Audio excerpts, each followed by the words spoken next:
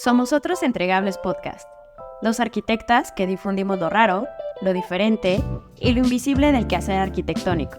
Cuestiona con nosotras las prácticas tradicionales de la arquitectura y ampliemos la perspectiva más allá de planos y maquetas. Sé parte de la conversación en Otros Entregables Podcast. Hola, ¿cómo están? Muy feliz nuevamente de estar aquí en un capítulo más de Otros Entregables Podcast en una nueva temporada. Justo estábamos platicando con nuestro invitado del día de hoy y conversábamos que mucho de lo que estamos tratando de visibilizar en esta tercera temporada son algunos temas, conversaciones de algunas situaciones que tienen que ver con la arquitectura, pero que no es tan obvia la relación o no están como tan comúnmente ligada, ¿no? Pero que de alguna manera también tienen un impacto espacial o de producción arquitectónica. Y el día de hoy es uno de esos casos. Entonces, también empezando diciendo que este episodio ni Camila ni yo creo que somos las expertas, pero que justo tal vez eso agrega valor porque estamos hablando desde una genuina curiosidad de aprender y de saber más cosas y por eso tenemos especialistas en esos temas. Entonces, pues bueno, ahí vamos a estar ahí preguntando mucho y preguntas muy básicas, pero es como con la intención de poder mostrarle a la audiencia y a nosotras mismas también como por qué es importante este tema en términos de arquitectura, ¿no? Gracias, Cari, por la introducción. Y estoy súper contenta porque nuevamente estamos grabando un capítulo a distancia con alguien que está en Chile, que me da mucho gusto poder hablar con él ahora en el contexto de podcast, porque fuimos compañeros del magíster, de la maestría en arquitectura. Luego tal vez van a empezar a aparecer esos temas cuando estuvimos trabajando en la biblioteca. Y me da mucho gusto poder invitarle a que nos hable de las investigaciones que ha estado haciendo desde ese momento hasta ahora, que tienen que ver algo con bases de datos, con archivos, con data centers, con inteligencia artificial y el impacto que tiene en el espacio. Entonces, bueno, esos temas que, como decía Cari, nos reconocemos y nos declaramos ignorantes, pero para eso tenemos aquí a nuestro invitado para que nos pueda explicar cómo va su investigación. Y él es Nicolás Díaz Bejarano, arquitecto, bueno, magíster en arquitectura y actualmente estudiando el doctorado en la Católica, en Chile. Y bueno, me gustaría que Nico te puedas presentar con nuestra audiencia de la manera que tú quieras que te conozcan. Bueno, Cami, Cari, muchas gracias por la invitación. Bueno, mi nombre es Nicolás Díaz Bejarano, yo soy arquitecto de la Universidad de los Andes de Colombia, magíster de la Católica y candidato a doctor de la misma universidad, del programa de Arquitectura, Diseño y Estudios Urbanos. También soy investigador del núcleo Milenio FAIR, que es Futuros de la Inteligencia Artificial, investigaciones de los futuros de la inteligencia artificial que dirige Martín Tironi en la Escuela de Diseño de la Católica. Y actualmente co-curador del pabellón de Chile para la Bienal de Venecia. Ujú, sí, Eso. igual, aprovechar de felicitarte por eso. Gracias. Sí, me imagino que deben estar con todo el caos de, de Sí, hacer que suceda porque ya se inaugura en mayo, ¿no? claro. Ujú. Sí, nos dieron la noticia como finales de mediados de febrero, así que estamos como locos porque la inauguración es en mayo, o sea, Ajá. no, es muy poco tiempo, pero bueno, ha sido como una experiencia muy bonita y nada, Ujú, ahí estamos en eso. ujú. Ay, pues bienvenido, Nico, a este podcast. La verdad es que estamos, o sea, pues sí, emocionadas de poder tocar este tema con alguien como de mucha confianza con Camila y también me suma las felicitaciones a la Bienal, que ahorita podemos hablar un poquito más también de esos espacios. Y entonces, bueno, como ya es tradición en este podcast, nos gustaría iniciar la conversación con la pregunta de cajón, que es si te consideras o no arquitecto. O sea, sí me considero arquitecto.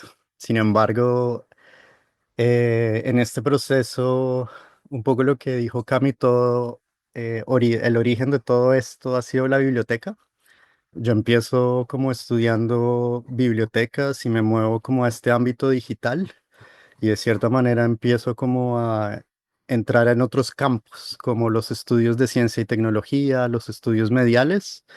Entonces soy como esta especie de arquitecto, pero empiezo a dialogar con otras disciplinas donde la arquitectura es muy ajena y ahí es donde empiezo como a ser un arquitecto no arquitecto, en el sentido que en las conversaciones que tengo con estas otras disciplinas, como que el elemento espacial nunca había sido como algo obvio o algo relevante, como que en los estudios de ciencia y tecnología lo espacial era como no existía o, o no era algo dado y bueno, yo vengo con este sesgo, con esta maleta arquitectónica o con estos lentes arquitectónicos entonces, claro, cuando tengo conversaciones con ellos, como que no tenemos los mismos referentes, entonces, y hoy en día, o por ejemplo en el núcleo, solo éramos dos arquitectos y actualmente solo hay un arquitecto en este núcleo de investigación. Soy el que trae el elemento arquitectónico, entonces, claro, soy arquitecto, pero quizás sí, no, como que ha mutado como esa, pero sí, me considero arquitecto. Y yendo tal vez a tu cotidiano, antes de meternos necesariamente tal vez en los temas de tu investigación, pero para ligarlo con lo de los entregables, como que sí, tu manera de ahora realizar tu práctica arquitectónica, ¿qué tipo de entregables tienes? Ujú. Para mí es la escritura, como el ensayo. Al final, y bueno, no sé si Cami se recuerda, para mí el collage era como una representación muy potente, que también a mí, que nunca la he podido dejar y que me ayuda mucho como al pensamiento de transmitir o comunicar ideas, que ha sido como algo muy importante y creo que en mi formación doctoral me ha servido muchísimo para comunicar mis ideas o argumentos.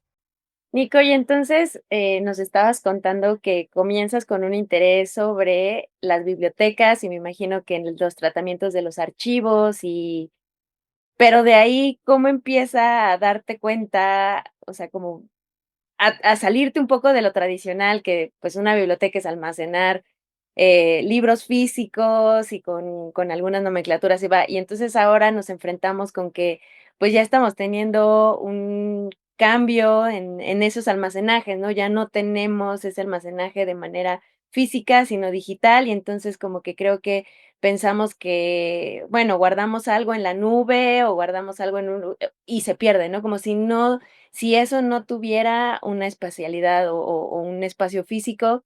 Y entonces ahora con todo esto de la inteligencia artificial, nos llega información respecto a que, bueno, pues es que si le preguntas algo a la inteligencia artificial va a ser menos sustentable, por el espacio que necesita para guardar y todos los ventiladores que y entonces ya como que no sabes ni qué hacer, ni cómo empezar y, pues, bueno, tú eres el experto en eso, entonces ahí sí nos puedes empezar a contar desde lo personal de cómo surge este interés y ahora cómo ha sido ese manejo y un poco creo que es, que a veces recibimos información, nos bombardeamos de información, pero cómo generar un pensamiento crítico entre la información que nos llega respecto a la inteligencia artificial, el almacenaje de datos y la Dale.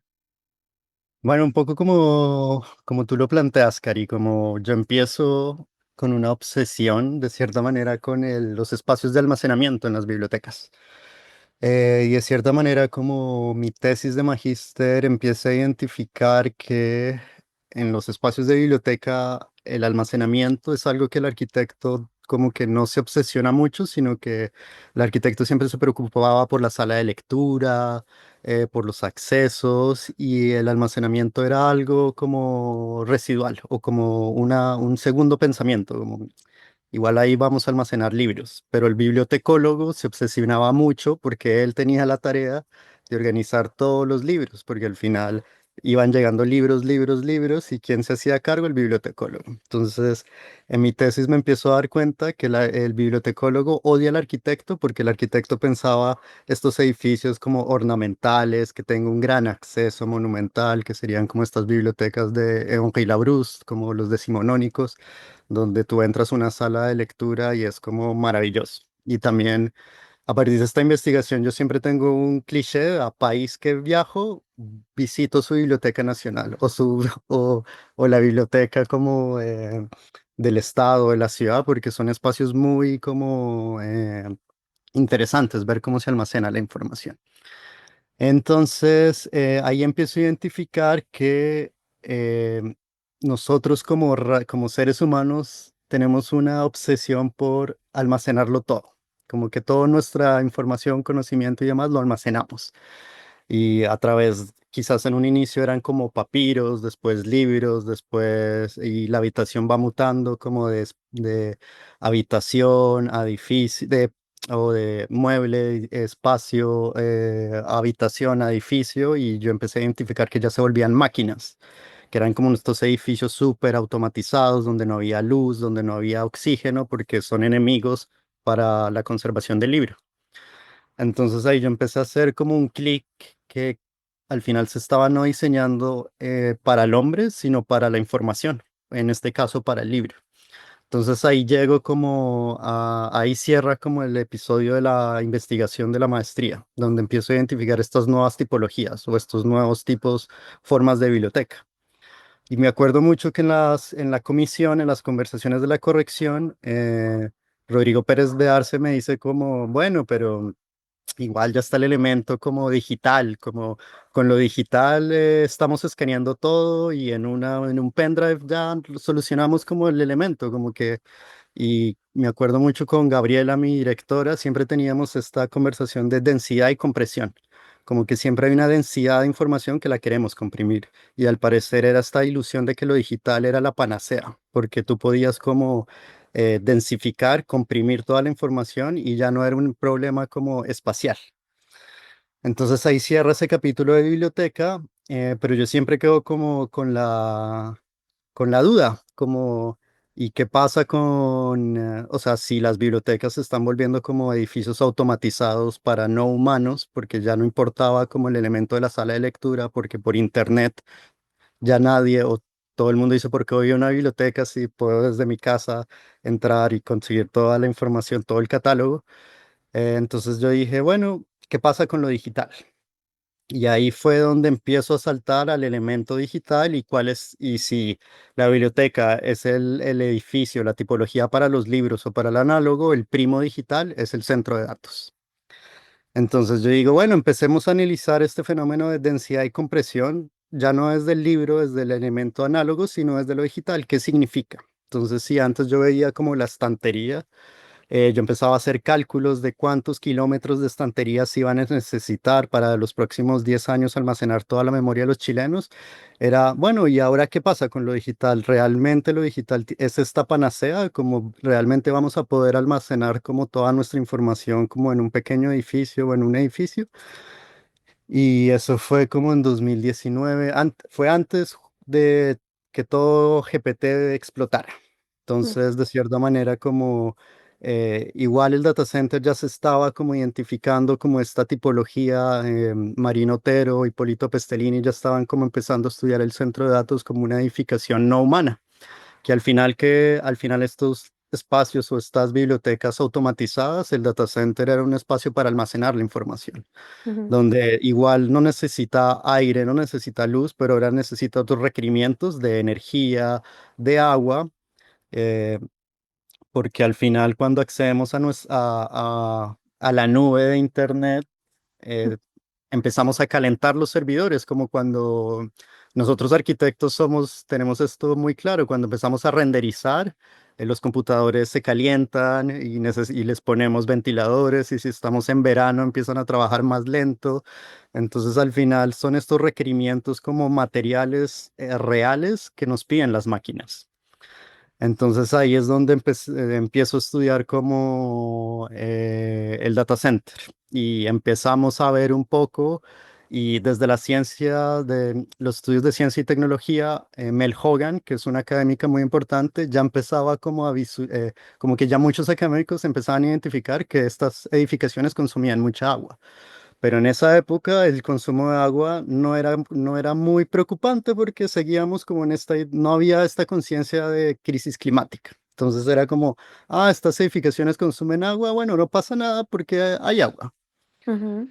¿Pero esto en Entonces, qué año estamos hablando más o menos? 2018, Ah, 2019, sí. como prepandemia, como que igual tampoco había explotado la inteligencia artificial y yo cuando empiezo el doctorado, claro, empiezo a atacar el data center y empiezo a estudiar, bueno, cómo es este espacio, cómo son estas tipologías de edificio. Al igual que yo me empezaba, con Camila empezamos a estudiar todas las formas de biblioteca, yo empecé a ver todas las formas de centros de datos. Entonces, obviamente, el data center es como esta edificación súper industrial, como, como al final se vuelve un galpón para servidores, rack tras rack de servidores. Y empiezo a estudiar el primer centro de datos de Google que llega a Chile, Mm, que es el único que había llegado y curiosamente se anuncia en 2012 y se inicia a funcionar en 2014 y es en la comuna de Quilicura. Entonces empiezo a estudiarlo y es muy interesante cómo la tecnología acarrea como unos imaginarios de progreso. ujú.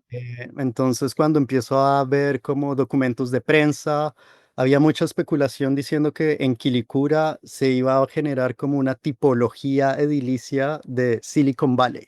Ah, sí. Que tú vas a saber cuál es la tipología de Silicon Valley porque nadie sabe, Ajá. pero en este boom de especulación inmobiliaria decían que en Quilicura llegaba Google y que al lado del data center iba a haber como un mall, un campo de golf, como hoteles, porque todo el mundo creyó que, mejor dicho, si llegó Google acá como que iba a ser como la gran maravilla. Internacional, ¿no? Ujú. Claro, como aparte era el primer país de Latinoamérica, entonces era como, mejor dicho, Chile la hizo, de cierta manera, como acá llegó el desarrollo. Ujú. Y es muy interesante cómo si eso pasa en 2014, hoy estamos en 2025, cuando tú visitas el centro de datos, todas esas promesas nunca pasaron, porque igual las oficinas de Google se instalan en Sanhattan, como en el centro En otra, económico. otra zona Claro, y Ujú. Quilicura queda con el centro de datos, y si tú vas al data center de Quilicura, ni siquiera está el logo de Google, como que nadie sabe que eso es de Google y es como este galpón que funciona 24/7 y que nunca le retribuyó todas estas promesas de progreso como que nunca se ven reflejadas. Ujú. Y ahí empezamos como a evidenciar como que el diseño de este centro de datos tiene unas torres de enfriamiento y tiene un alto consumo de agua. Pero Ujú. lo interesante de cierta manera de todo este proceso ha sido que hasta el día de hoy en Chile nadie sabe, o en el mundo nadie sabe cuánto consumen concretamente los centros de datos. Pero como no No, se sabe. no se sabe. O sea, si tú preguntas el día de hoy cuánto consume un centro de datos en Chile, nadie sabe. No hay un registro, o sea, no se sabe. ¿Cómo? Entonces, O sea, pero ¿es nadie, algo que nadie ha investigado o es una no, información sí, han sobre trincha investigado. que no deben de dar y que es como un secreto que no, Es como que como nunca se les ha exigido por ley, como que sí, no nadie es lo... un dato accesible y sí se les ha requerido, pero nunca lo declaran. Por ejemplo, el informe de impacto ambiental de Google dice que ellos dan los consumos en términos de consumos de campo de golf, pero ellos nunca, ahora ve tú a saber cuánto consume un campo de golf. Entonces ellos dicen que el data center de Iowa consume, el equivalente a 5 campos de golf, pero nunca te dicen cuánto consume de litros de agua. Entonces es una retórica súper abstracta de Claro. querer maquillar. Yo, he trabajado en algunos momentos con una académica, Ana Valdivia, del Oxford Institute of Internet, y ella también trabaja el caso de Querétaro, Ujú. en México. Entonces, en Querétaro, como todos los centros de datos están comiendo todo el agua. Entonces ya no hay agua en Querétaro. Y Ujú. con Ana me decía, como Nico, en Chile tienen mucha suerte porque los informes de impacto ambiental eh, en Chile se les exige a los centros de datos por la acumulación de combustible, porque en caso de que se vaya la luz, Sí. se necesitan generadores Mm. de backups. Ujú, Entonces necesitan mucho combustible almacenado. Entonces, por ese almacenamiento de combustible, en Chile se les exige como un informe de impacto ambiental. Entonces, Chile es uno de los pocos países donde hay información no completa sobre estas edificaciones. Pero Ana me dice, por ejemplo, en México es imposible saber información sobre un centro de datos. Ujú, Entonces, ¿por qué pasa eso? Porque es una edificación muy nueva, porque el fenómeno de Internet, si ustedes hacen como una historia del Internet, como el fenómeno de la nube, 2010 estamos hablando, ni siquiera, o sea, es un fenómeno que ni siquiera recién va a cumplir 20 años, es un fenómeno muy reciente. ujú, A mí me Entonces, parece curioso, Nico, que, por ejemplo, esta situación que mencionas de México, pasa un poco lo mismo o sea, haciendo como una analogía con el extractivismo de ciertos, piedras que son necesarias para hacer cemento. O sea, como no está tan regulado y no tenemos identificadas el tipo de piedras, aquí, y no está, o sea, eso ha permitido que, pues, algunas empresas, pues, puedan extraer esas sin ninguna consecuencia legal, y creo que lo mismo está pasando, y ahora lo actual es con estos centros de datos que no están regulados en México, y eso me parece también como, no sé, como algo muy específico situándolo acá. y no están regulados en el mundo, por lo mismo, porque es una tipología muy nueva. Entonces, ujú, recién el año pasado la Unión Europea empezó a establecer como una pauta de regulación de los centros de datos, pero lo primero que empezaron a exigir era dato duro de cuánto consumen, cuánta energía y cuánta agua, porque nadie sabe, porque son diseños hechos por estas empresas privadas. Entonces ellos mismos mantienen como esta confidencialidad, obviamente es competencia, entonces son diseños súper cajanegrizados. porque incluso para los gobiernos, o sea, ya pensando en tal vez estructuras públicas, ellos usan la infraestructura de privados, ¿no? Por eso igual. Claro, No, pero sí, ujú. o O sea, sea, no es claro, algo como que el Estado, no sé, mexicano tiene sus propios data centers, sino que usa los de, no sé, los de Google, por ejemplo, por decir algo. exacto. ¿No? Por lo general son licitaciones, entonces, no sé, Amazon, Microsoft, cada gobierno usa una nube. Y por eso también se genera que ¿cómo vas a regular una edificación que no conoces, que no sabes cómo funciona y que también hubo este componente de confianza naif de que hay las Big Tech que se proyectan como sustentables, cómo van a hacer mucho daño si tú ves siempre que cuando lanzan un iPhone o dicen que están haciendo proyectos de restauración en algunos lugares del mundo? Y un poco lo que hemos conversado con Ana Valdivia es que se genera como una ecuación abstracta de que ellos impactan en ciertos territorios, pero no necesariamente compensan en esos mismos territorios. Entonces, si bien hay proyectos de compensación, invento, en Colombia, si están secando Quilicura, pues no se están haciendo cargo de Quilicura. Ajá. Entonces, no es, o sea, no es, si bien ellos en suma y restan esta ecuación de los informes dicen que sí van a llegar a un carbono neutral y que también lo podemos hablar más adelante, Ujú. porque carbono neutral no es que no usen agua, es como emisiones de carbono, entonces son otros parámetros que hoy en día quizás haya que reevaluar. Entonces Y, estas ecuaciones no son reales con los territorios donde habitan estas tecnologías.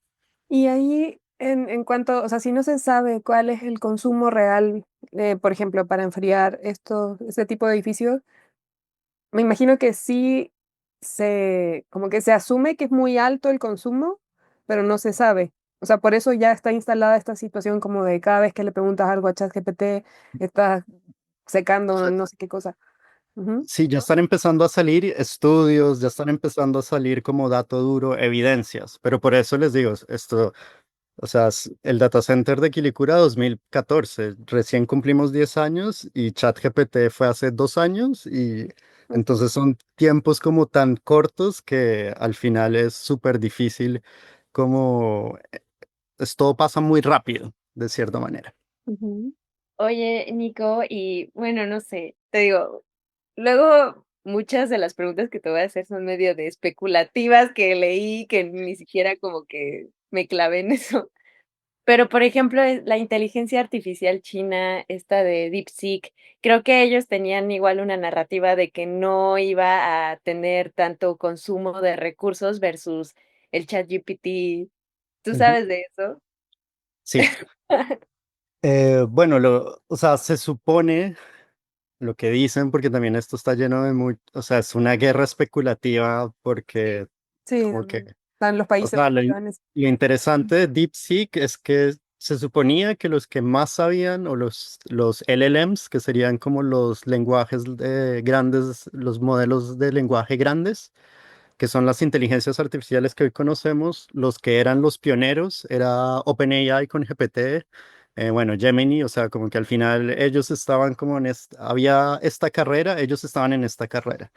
Y de repente llegan los chinos y dicen, bueno, acá nosotros les presentamos nuestro modelo y nosotros no teníamos tanta capacidad de cómputo. Porque tú necesitas, para entrenar una inteligencia artificial, necesitas mucho, mucho poder computacional. Y este poder computacional, eh, hay un gráfico de Google que dice que cada año una inteligencia artificial requiere 10 veces más de poder de cómputo. O sea, es una exponencialidad impresionante. Entonces, y por eso en un momento, antes del anuncio de DeepSeek, se estaban firmando como ciudades de data centers en Brasil, unas cosas impresionantes, unos monstruos, como ciudades máquinas, por así decirlo. Y llegan los chinos y dicen, pucha, este modelo es mucho más eficiente y no se necesita tanto poder de cómputo. Y eso puso en crisis a todo el modelo de Estados Unidos porque efectivamente, o sea, no sé cómo en términos de software o en código como la cosa, pero sí había una evidencia que no eran no necesitaban tanto consumo energético. Entonces eso igual hizo un quiebre dentro de la bolsa porque la confianza que nosotros le comíamos entero, lo que decía Sam Altman y ellos, porque si decían, no, necesitamos muchas computadoras, ellos son los que saben, les creemos. Entonces llegó este grupo diciendo, no, no, no, no es tan verdad.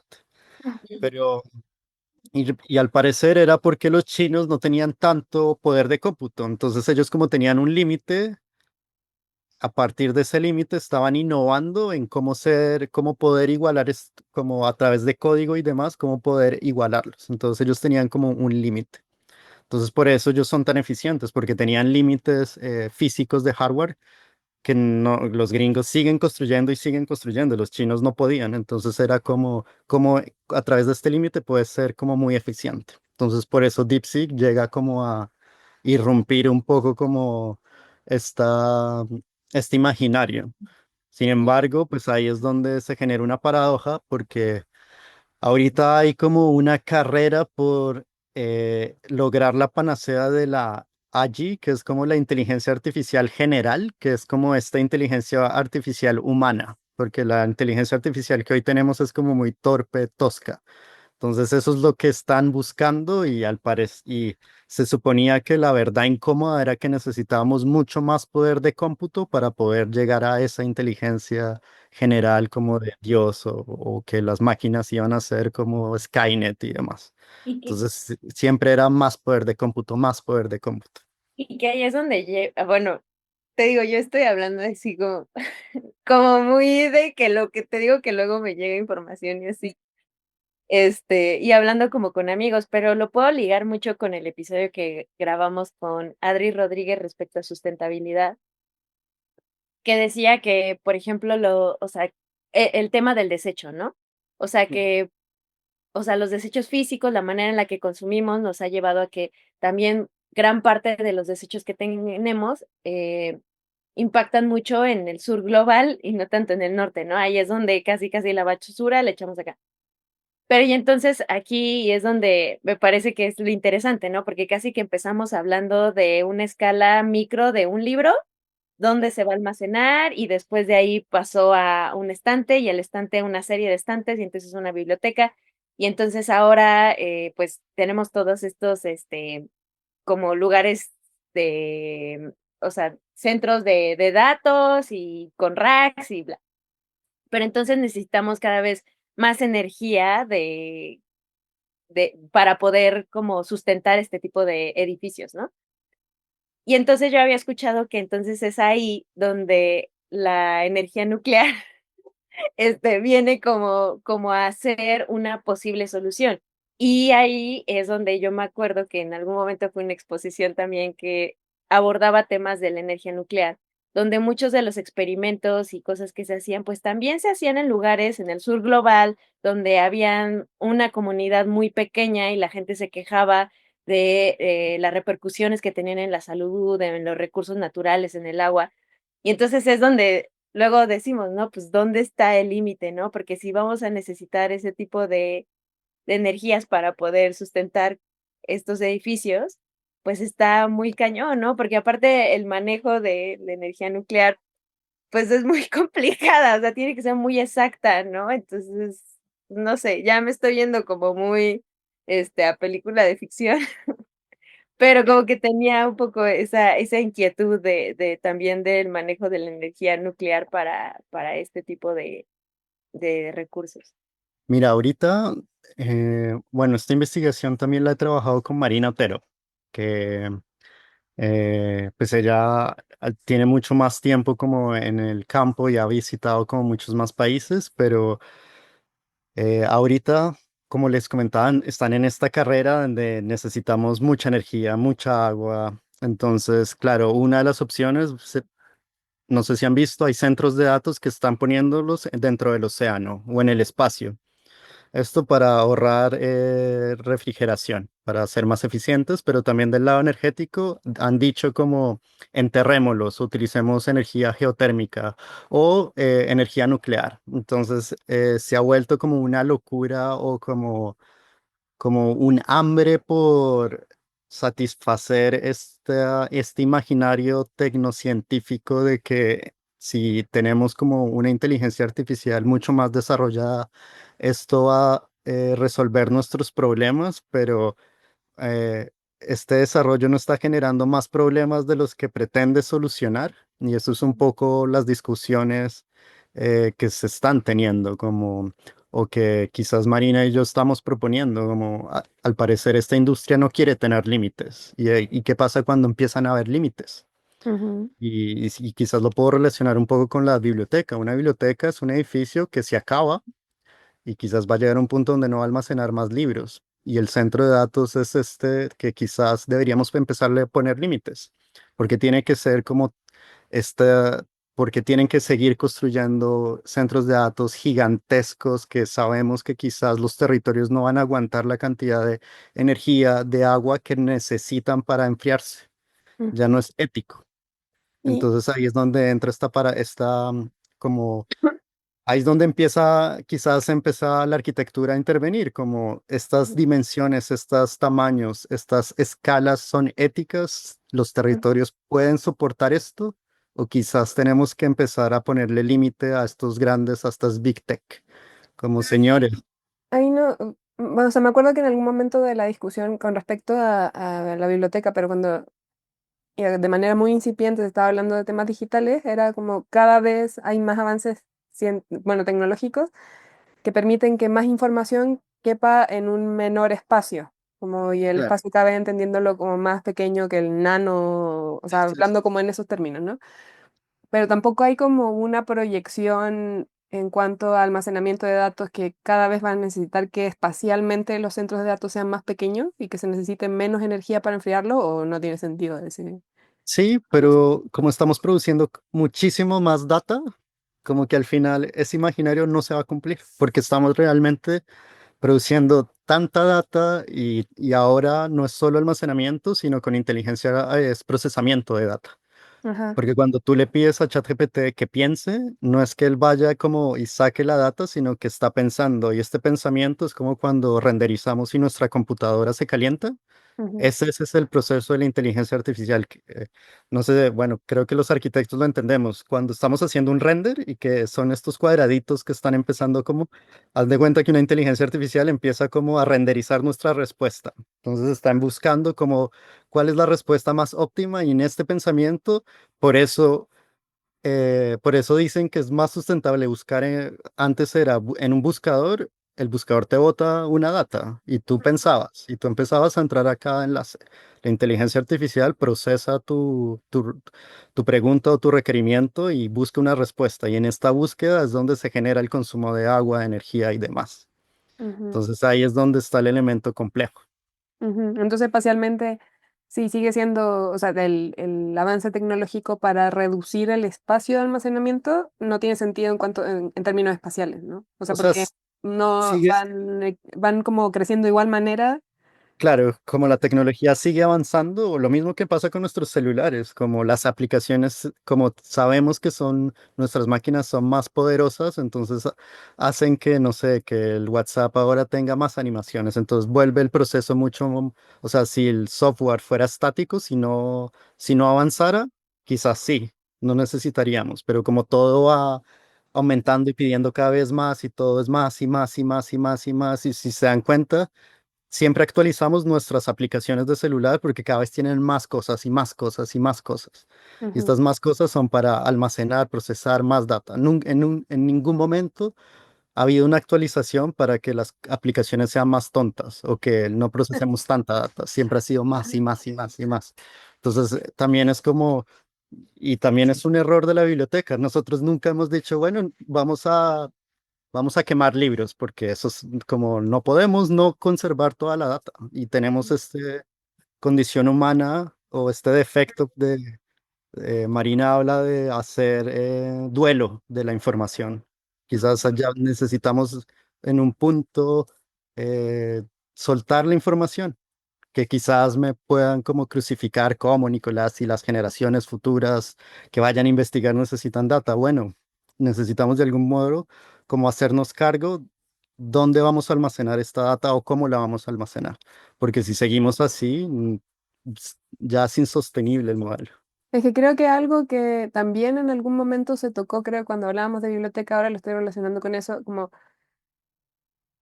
al ser una institución, es la institución que filtra qué información es la que es importante. Pero en este momento, como cada uno tiene su espacio de almacenamiento, no hay nadie, porque tampoco confiaríamos tal vez en una institución que diga como, no, es que esta foto tuya no vale la pena que la guardes porque no le sirve a nadie.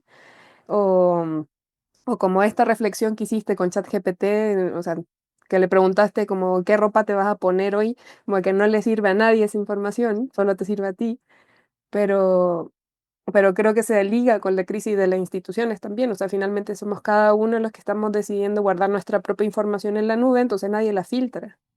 Sí, y también lo digital, las instituciones son privadas con ánimo de lucro. Una biblioteca nacional no tiene ánimo de lucro. Como que al final una biblioteca nacional quiere almacenar como la memoria de un país. Google lo que quiere es como lucrar y para lucrar va a almacenar y capturar más data y chao el medio ambiente. O sea, como que son dos tipos de instituciones, dos lógicas.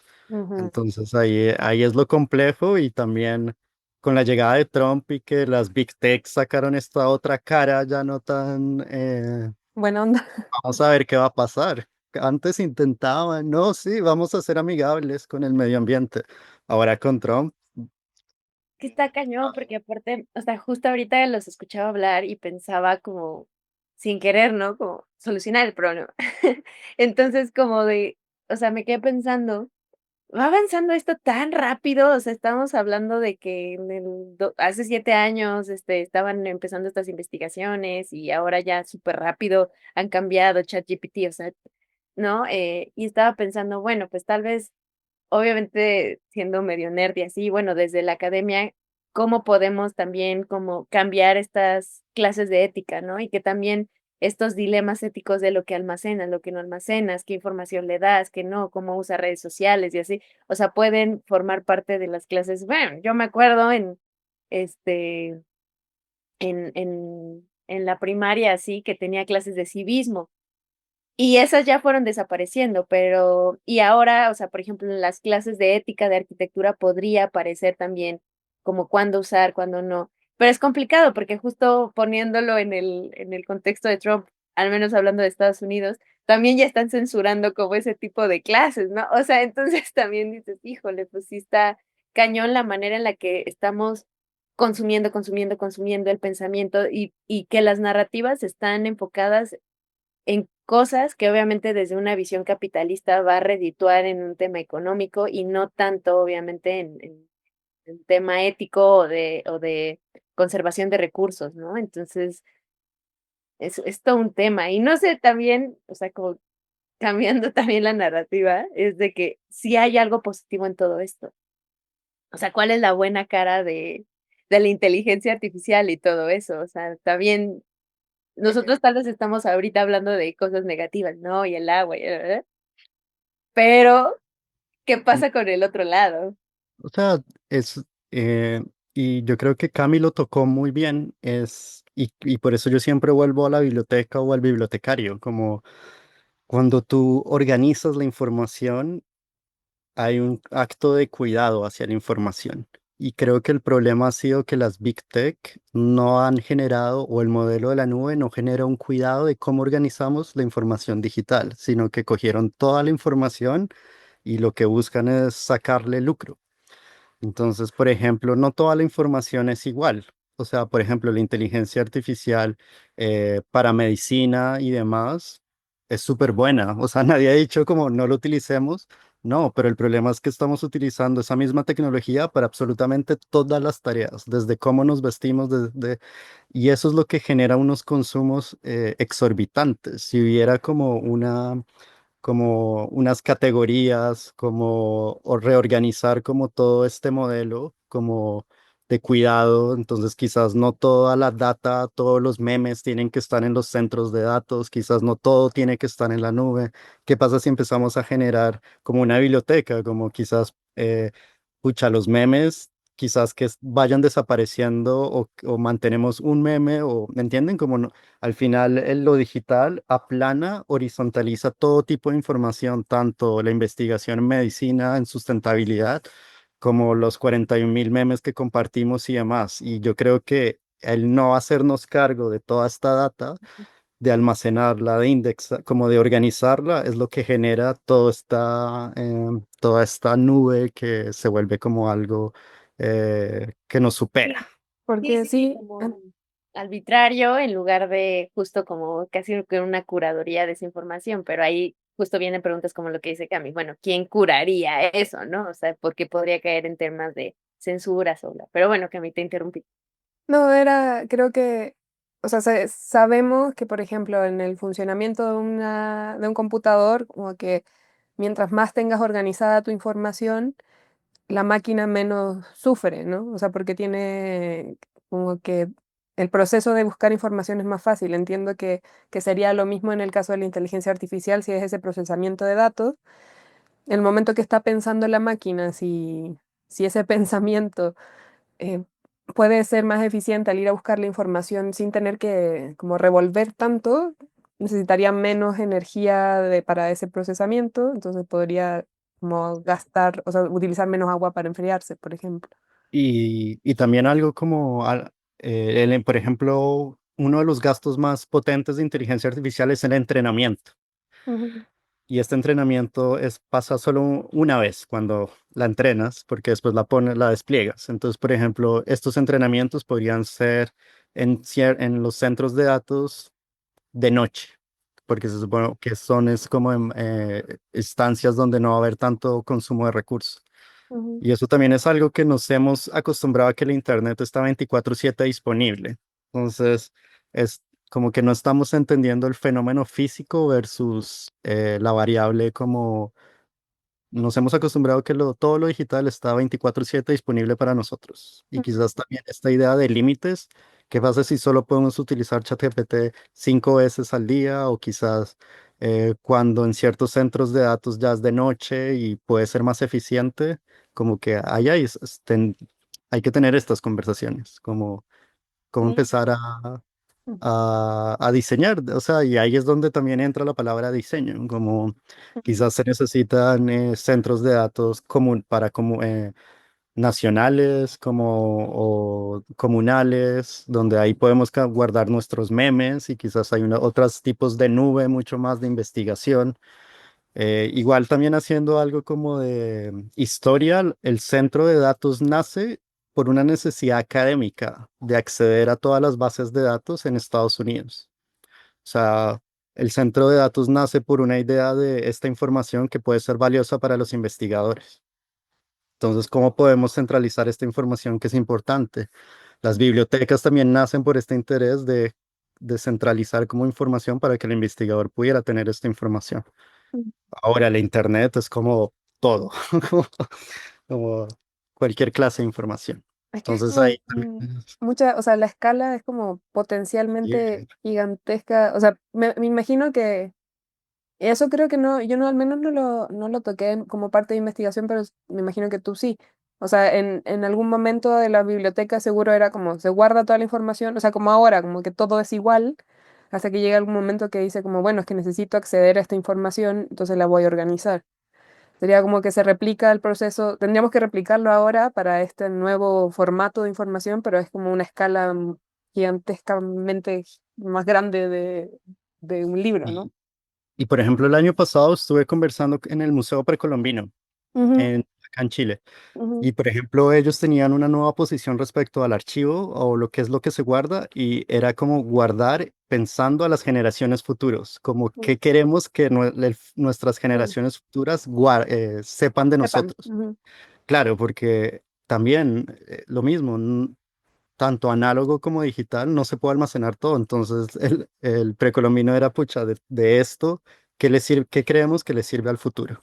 Entonces eso también es interesante, como tomar esas posiciones. ujú. Muy Estás interesante. volando la cabeza, Nico. Ajá. O sea, es que justo, o sea, como que es algo que nos interesa, pero va tan rápido y creo que lo peligroso, o no sé cómo describirlo, pero de estas inteligencias artificiales, de estas nuevas tecnologías, es que no lo ves. O sea, como que no, o sea, como decías, ¿no? Comparándolo con un render, sientes luego, o sea, cómo los ventiladores empiezan a sonar y como que te das cuenta del impacto. Pero en cuando usas un ChatGPT, o sea, no lo ves, no te das, como que no hay manera de inmediatamente darte cuenta de las consecuencias de lo que está logrando. No sé si después van a poner como en los cigarros, ¿no? Ya ves que, o sea, aparece la Claro. publicidad de que estás, Te da cáncer. te da cáncer y el pulmón ahí todo bien feo. O sea, no sé si también es como de, mira, estás matando tantos arbolitos o estás consumiendo tanto de agua, no sé, pero Ujú, pero sí es como un poco ahí complicado y además que en manos de quién están esas decisiones, ¿no? O sea, siento que ujú, también eso es como lo que también genera mucha desconfianza. Entonces sí es como un tema ahí raro.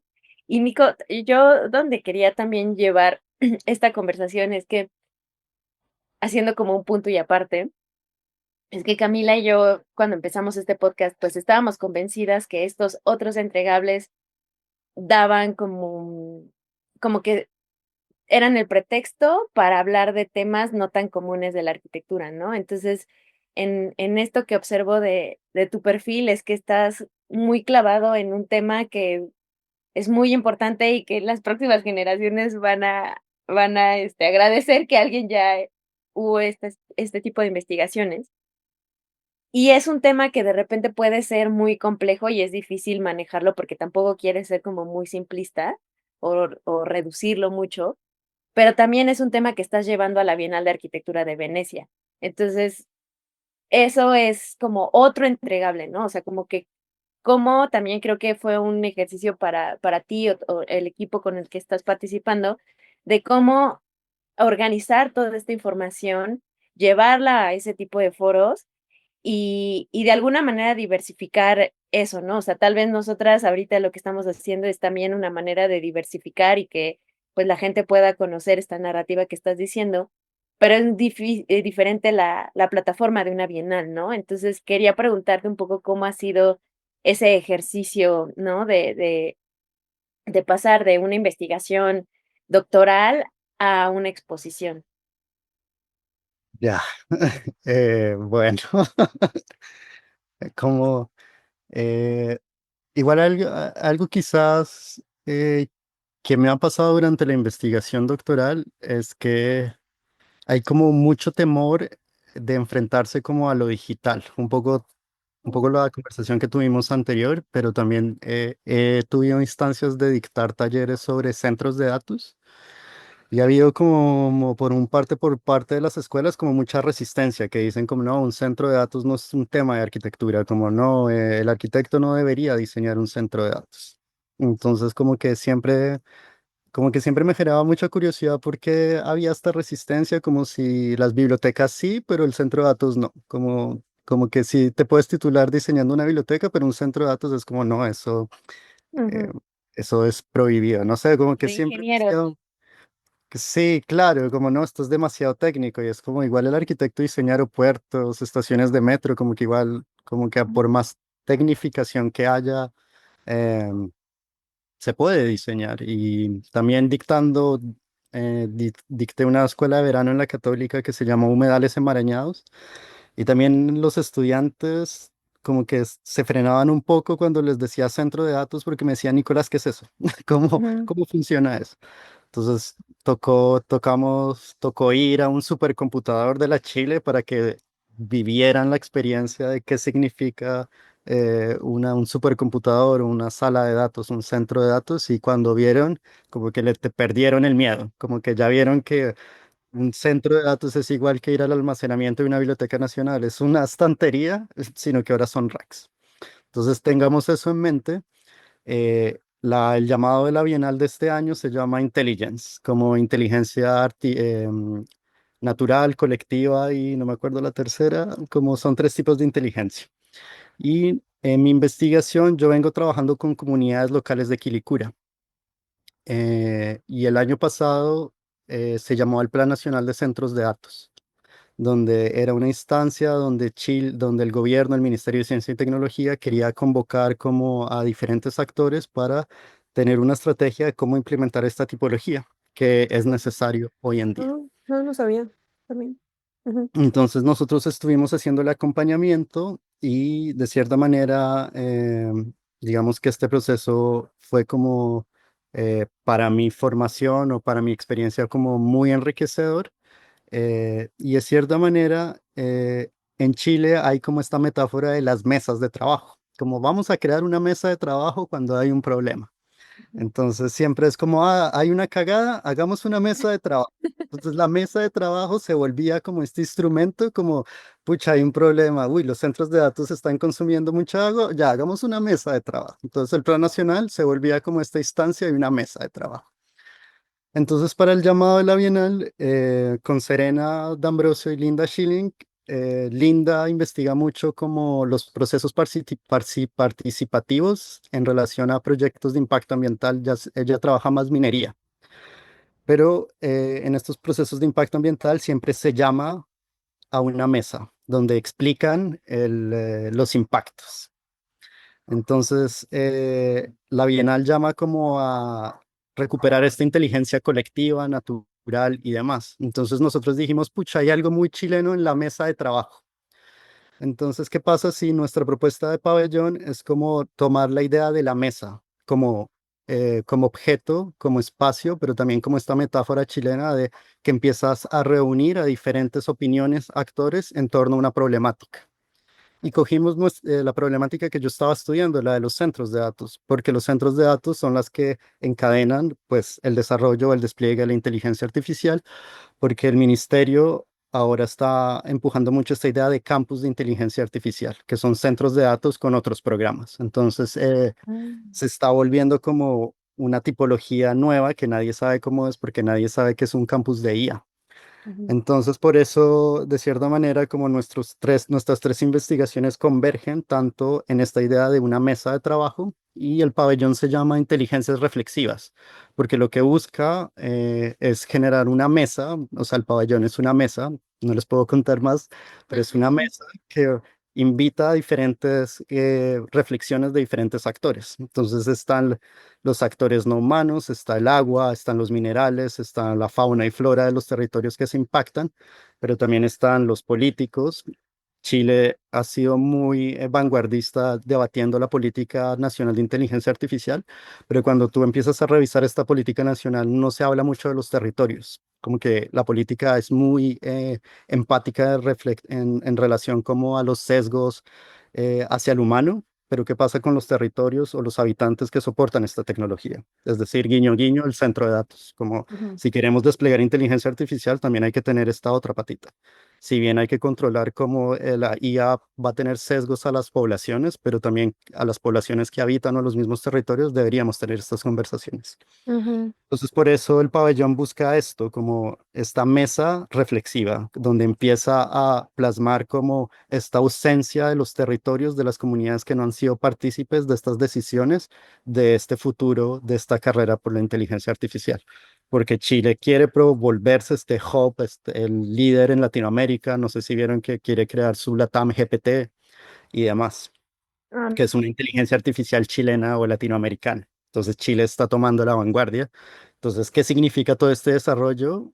Nuevamente, con una mirada de los territorios. ujú, Entonces, eso es un poco la mirada del pabellón que al final busca estas dos aristas, la inteligencia natural, es decir, los traigamos a los territorios, a las materialidades, locales, pero también traigamos como generemos un espacio de conversación sobre cómo queremos desplegar estas tecnologías. Pero invitemos a todos a estas mesas, no solo a políticos y expertos, sino a las comunidades, porque las comunidades, cuando les dicen de un día para otro, bueno, en 6 meses van a tener un centro de datos, a alguien, ¿qué es un centro de datos?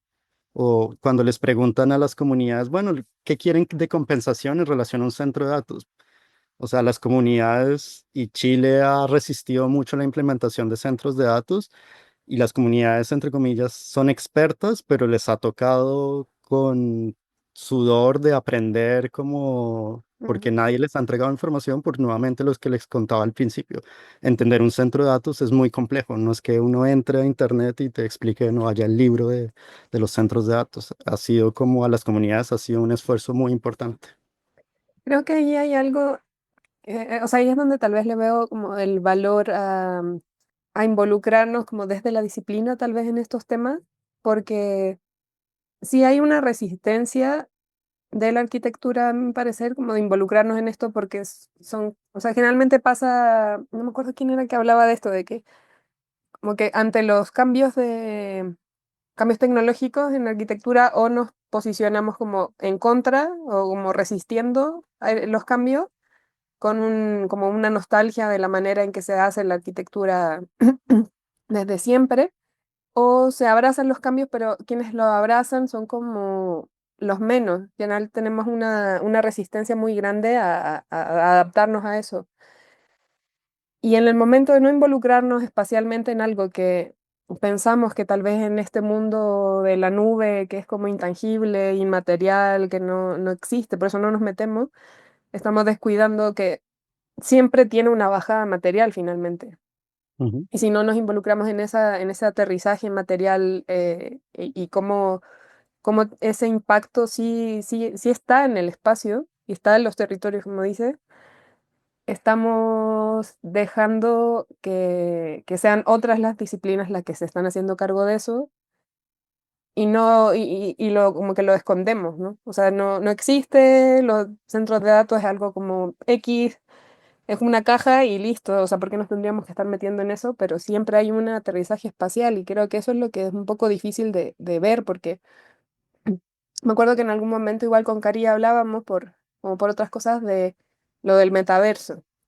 mm, Como en el metaverso, también hay resistencia de la arquitectura a involucrarse en eso porque esta cosa como intangible, que no es espacial. Pero finalmente eso sí tiene un impacto espacial a través de los centros de datos o cómo espacialmente se llega. O sea, es como esa cosa bien extraña de entender que la nube sí es materia también. Y esa materia requiere un lugar donde depositarse, guardar, organizar y posicionarse en el planeta. Al final no es algo que existe de manera intangible, como lo que decía Cari, que mientras no lo vemos, tal vez por eso es que no sabemos el problema que tiene y la posibilidad de como arquitectos tal vez involucrarnos en esa tipología nueva. Totalmente de acuerdo, Cami. Y es un poco lo que aborda mi tesis. Es como diseñemos un espacio o cuáles deberían ser los espacios de lo digital. Que cuando les comentaba al principio, cuando hablo mucho con académicos de ciencia y tecnología o estudios mediales, como que ellos nunca el componente espacial, como que nunca lo toman en cuenta.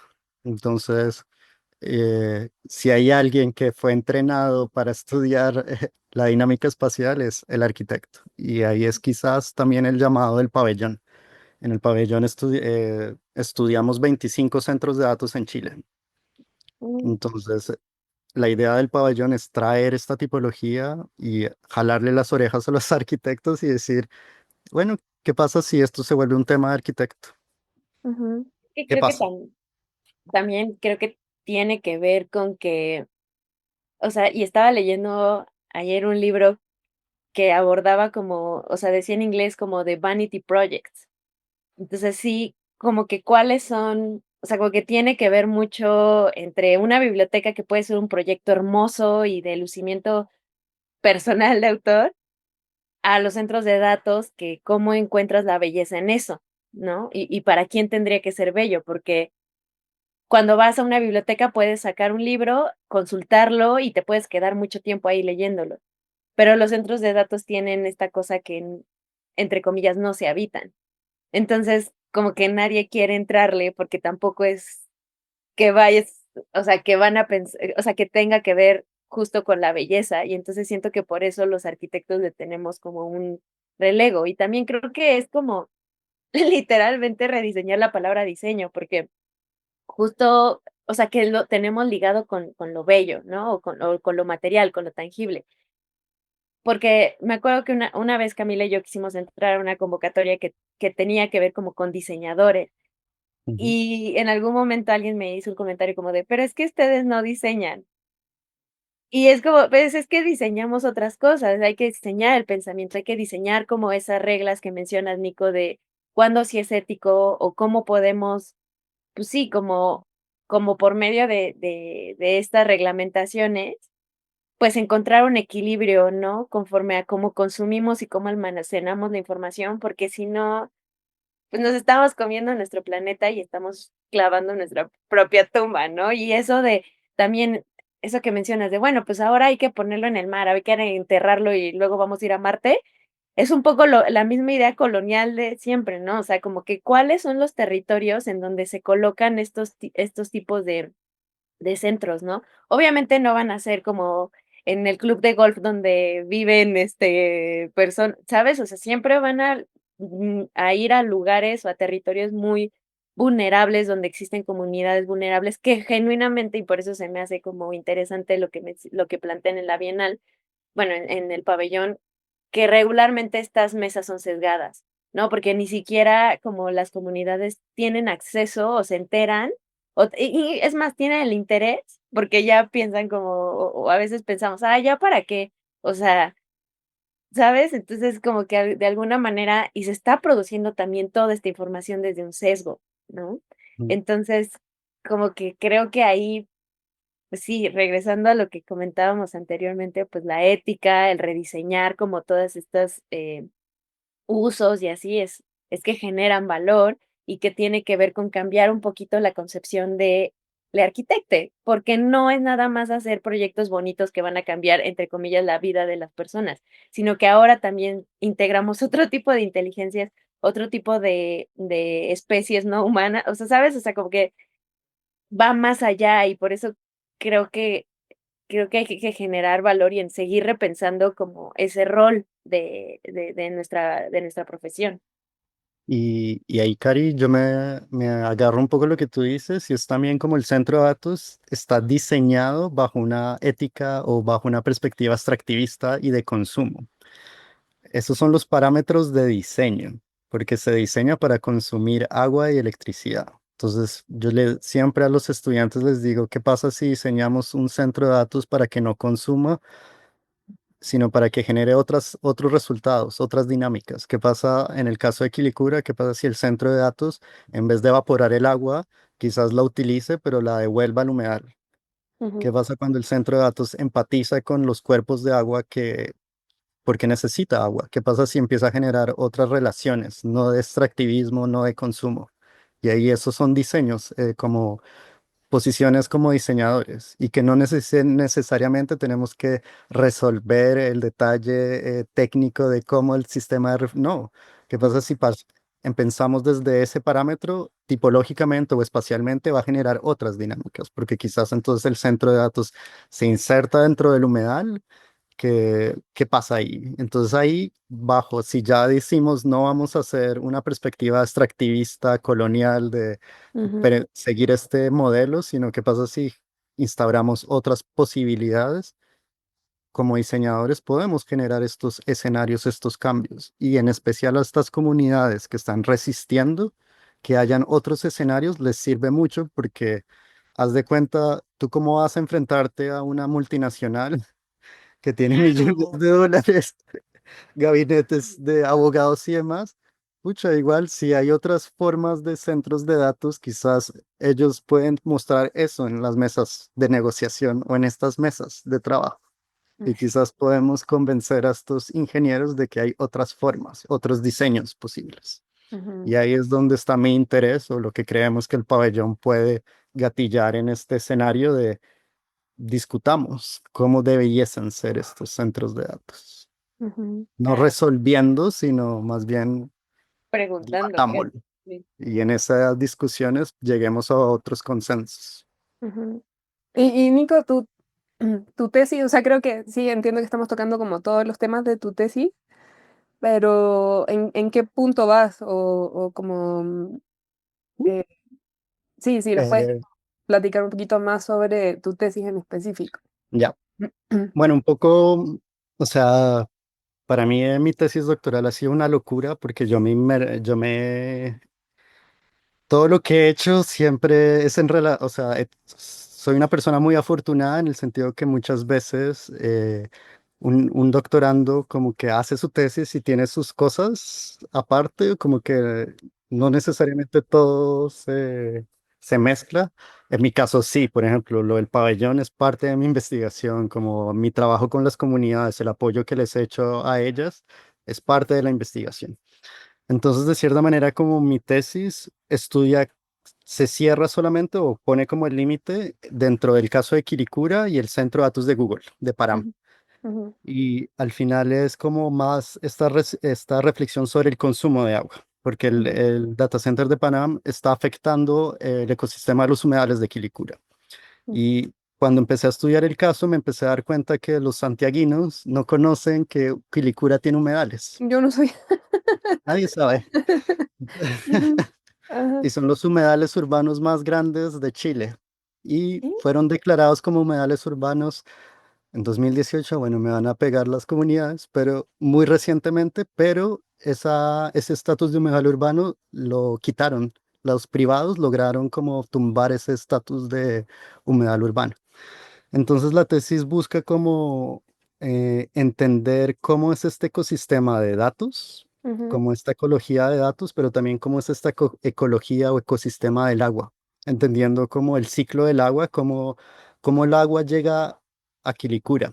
ujú, Y un poco para Cari que no sabe de Santiago, Quilicura es una comuna al norte de Santiago. Santiago lo cruza como el río Mapocho, al centro, y digamos que al norte está Quilicura, es decir, que uno nunca pensaría que hay cuerpos de agua en Quilicura, porque está muy lejos del río. Entonces es como raro por eso siempre que le digo a alguien en Quilicura hay agua, es como no, está loco. ujú, Pero resulta que geográficamente Quilicura es una depresión, o sea que ujú, el agua de Quilicura ha llegado muy lentamente subterráneamente, entonces tiene unas napas freáticas gigantes de agua.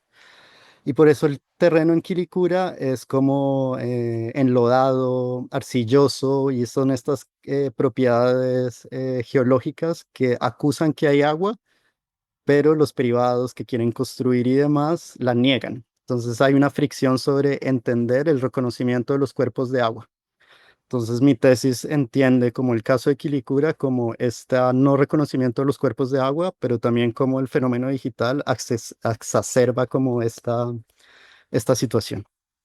Entonces, hablo un poco como esta idea del ciclo del agua. Si entendemos el ciclo del agua, podemos entender o reconocer cómo los territorios funcionan, pero también yo propongo esta idea de un ciclo digital, donde empecemos a entender cómo el fenómeno de inteligencias artificiales funciona. Y lo que propongo es qué pasa si mezclamos estos dos ciclos en Quilicura y proponer un ciclo hidrodigital, que era un poco lo que les contaba. ¿Qué pasa si el centro de datos empieza a utilizar agua, pero en vez de evaporarla, empieza a entender el ciclo del agua de Quilicura? Entonces, ¿qué pasa si empieza a recircularse el agua del humedal dentro del centro de datos, que genera una nueva tipología, una nueva ecología eh, donde lo digital, los cuerpos digitales están en relación con los cuerpos de agua, y por eso es una perspectiva más que humana, porque el humano no está dentro de este diálogo, son cuerpos de agua y cuerpos digitales que están relacionándose. Ujú, Y ahí hay un arquitecto, no sé si conocen Philip Ram, que habla como de la arquitectura climática. ujú, La historia de la arquitectura para Philip Ram nace porque nosotros tenemos que resguardarnos de las temperaturas. ujú, Y un rack de un centro de datos tiene que resguardarse de las temperaturas. Entonces, un humano o un centro de datos o un rack tienen requerimientos de temperatura. Y nosotros diseñamos para el humano, pero nos cuesta todavía diseñar para, en este caso, para lo digital. ¿Y qué pasa si empezamos a perderle miedo a entender estos cuerpos digitales? Y ujú, cómo estos cuerpos digitales empiezan a afectar cuerpos de agua. ujú. Entonces, quizás mi tesis es un poco más voladita, como, pero va por ese camino, como soltar el aspecto humano o antropocéntrico, y más bien yo me enfoco en reconocer como el fenómeno digital y el territorio, que es Y, creo que se nos viene. y eso lo has ido, o sea, tu tesis ha ido mutando en la medida que vas encontrando nueva información, o esto lo tenías más o menos claro cuando postulaste. No, cero. No, ha ido mutando muchísimo. Y también un poco cuando la primera pregunta, si soy arquitecto, mi tesis la he presentado en congresos de ecología política, de diseño, pero hay mucha reticencia dentro de la arquitectura. Como que presento en otras áreas, en ecología política. Cuando fui a un congreso de ecología política, como que estaba súper nervioso porque era, ¿será que me van a entender? Y era como ellos me decían, wow, qué interesante que estés trabajando como reconociendo un cuerpo de agua. Y yo decía, bueno, pues es el caso. Y también presenté en un congreso de diseño, que también es un poco diferente como a la arquitectura, pero ha sido como enfrentarme como a otros paradigmas o a otras ciencias o disciplinas, y que me han permitido como ir profundizando estas reflexiones. De la ecología política, ellos hablan mucho sobre el ciclo hidrosocial, cómo las sociedades se relacionan con sus cuerpos de agua. Entonces, por ejemplo, de eso tomo como esta idea que les estaba comentando. Ujú, Entonces ha sido como salirme un poco de la arquitectura, porque cuando intentaba avanzar la reflexión dentro de la arquitectura, lo que les comentaba, había una resistencia el centro de datos no es arquitectura o no es tema de arquitecto. Entonces llegaba como a un camino qué muerto, como salida. Ujú. no puedo seguir, tengo que buscar otros caminos o Y otros entregables, no sé. ¿Y en qué momento de la tesis estás tú ahora? Ujú. En este momento estoy en modo pabellón, o sea, Está un poco en pausa la tesis. claro, pero ya yo creo que termino el pabellón y empiezo modo escritura. O Ujú, sea, la idea es tener una instancia, eh, creo que voy a ir a Oxford, al Instituto de Internet de Oxford, por invitación de Ana Valdivia que les comenté, porque también quiero estudiar como el caso de Inglaterra de inteligencia. O sea, todos los países están sacando como sus políticas de inteligencia artificial. Entonces, me interesa estudiar, espacializar este caso por invitación de Ana. O sea, primero pabellón, después esta instancia, y después me regreso a escribir o a cerrar todo esta maraña digital y demás. Ay, buenísimo, Nico, nos volaste la cabeza, así como sí. que la verdad es un tema súper interesante y voy a sonar a mamá, pero la verdad felicidades por todo lo que estás haciendo, o sea, yo creo que hay mucha riqueza en lo que estás poniendo sobre la mesa. me encanta cuando conozco arquitectos que se dedican a cosas así demasiado específicas y que existen ciertas resistencias a pensarlo como arquitectura. Entonces, en ese sentido, pues, qué valiente eres, Nico, y qué padre que también ya se estén dando como estas plataformas donde puedes estar diversificando esta información, porque creo que es impostergable seguir hablándolo y seguir, pues, visibilizándolo, ¿no? Yo creo que esa sería la palabra. Entonces, pues yo la verdad muy feliz de haber tenido esta conversación contigo. Ojalá podamos seguir conversándolo porque la verdad no creo que esto termine aquí en un episodio de podcast. Creo que hay que seguir moviéndolo. Y pues nada, Nico, pues muchas gracias por aceptar la invitación y pues ya nos tendrás que mantener updateadas con todo lo que estás haciendo. Ujú. Ojalá No, un día también vaya a Chile no, por supuesto, y me feliz. lleven ahí a conocer todos los lugares que dicen y así yo feliz. No, muchas gracias por la invitación, Cami, Cari. O sea, yo feliz de hablar de estos temas y creo que para mí es importante que se hable un poco mucho sobre esto. Creo que independientemente ya sea de arquitectura o no, como eh, tener esta conciencia o empezar a tener estas conciencias de estos temas es interesante y como dejar de perderle el miedo a lo tecnológico, como Ujú. creo que es interesante. Ujú. Sí, igual quiero sumarme al agradecimiento, Nico, como públicamente. También decirte que te admiro mucho. O sea, creo que el trabajo que estás haciendo, o sea, como que me emociona igual y me da mucho gusto ver como los intereses que en algún momento fueron compartidos y discutidos en el taller de las bibliotecas, como que ahora los ha ido llevando a un lugar que está o sea, que siento que interesante es como muy poco. No sé bien qué palabra usar para decir que son temas que es urgente que se toquen, pero a su vez es ir abriendo campo, como ir abriendo espacio para que otras personas también puedan ir viendo que hay una oportunidad ahí para dedicarnos como dentro de la disciplina, que es parte de lo que también nos gusta reflexionar a nosotras en el podcast, que no necesariamente al ser arquitectos y arquitectas estamos trabajando en oficinas, haciendo edificios como para personas. O sea, hay otras maneras también de llevar la disciplina y creo que tu caso ayuda mucho a ejemplificar, por una parte como académica, que es lo que tiene el estudiar un doctorado, pero también estás llevándolo hacia otros aspectos como curatoriales, de reflexión, tal vez. Siguen siendo académicos, pero al menos tienen un aterrizaje como más público, más abierto hacia otras audiencias.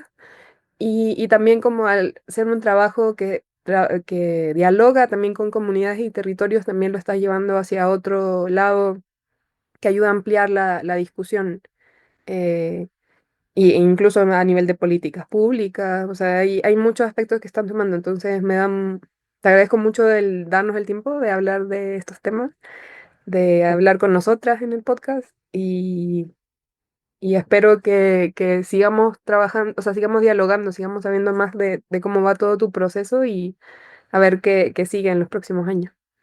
Y no, feliz de seguir otra conversación. A mí me encanta hablar de estos temas. Así que como quizás no tocamos lo del antropoceno, pero puede ser para otro Para día. otros.